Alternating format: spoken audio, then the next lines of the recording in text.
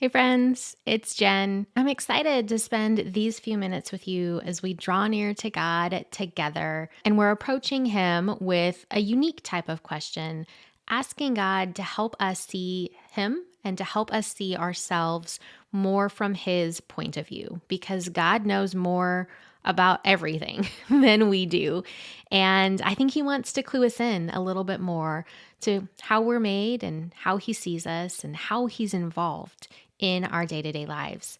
As I was prepping for this particular episode, I started thinking about strengths and weaknesses and how easy it is for us to celebrate and think that God celebrates our strengths.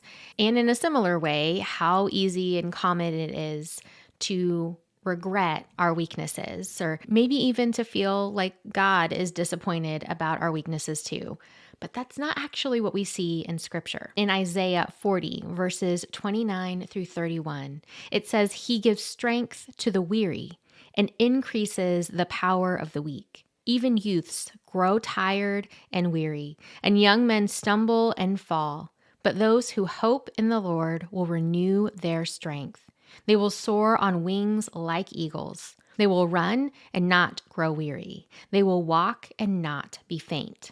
I am in a year of cultivating strength. I'm trying to build health. I want to cultivate strength and endurance in my body. And so I can look at areas of weakness and get frustrated if it feels like my strength building is slow going. I can look at places where I just wish I was stronger, where I didn't get so tired so easily or need so much rest.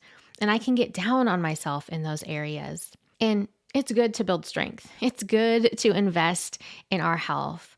But also, the areas where we are weak provide opportunities for us to rely on God's strength. And as an Enneagram 1, as an achiever, as a type A personality, as frankly, a mom and an entrepreneur, I don't like any area of weakness. I wish I was strong all the way across the board. But that's not how God created us to be, and that's not what He requires of us either. In fact, these areas where we may feel or may see that we are weak also provide beautiful opportunities for us to experience how God shares His strength with us. 2 Corinthians chapter 12, verses 9 and 10 says, "But He said to me, 'My grace is sufficient for you, for my power is made perfect in weakness. Therefore, I will boast all the more gladly about my weaknesses, so that Christ's power may rest on me. That is why, for Christ's sake, I delight in weaknesses, in insults, in hardships, in persecutions, in difficulties. For when I am weak, then I am strong." And so that's what we're talking with Him about today. And here's a question I encourage you to take to God to see what He would want to share with you. God, what's an area of my weakness or of your strength that I can appreciate today?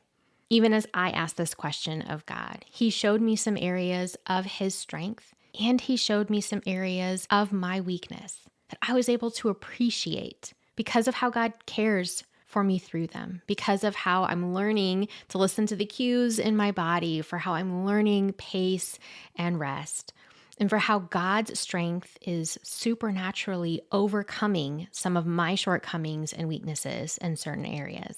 I wonder what He wants to show you. Don't miss this opportunity to ask Him. And here's that question one more time. God, what's an area of my weakness or of your strength that I can appreciate today? Have a good talk.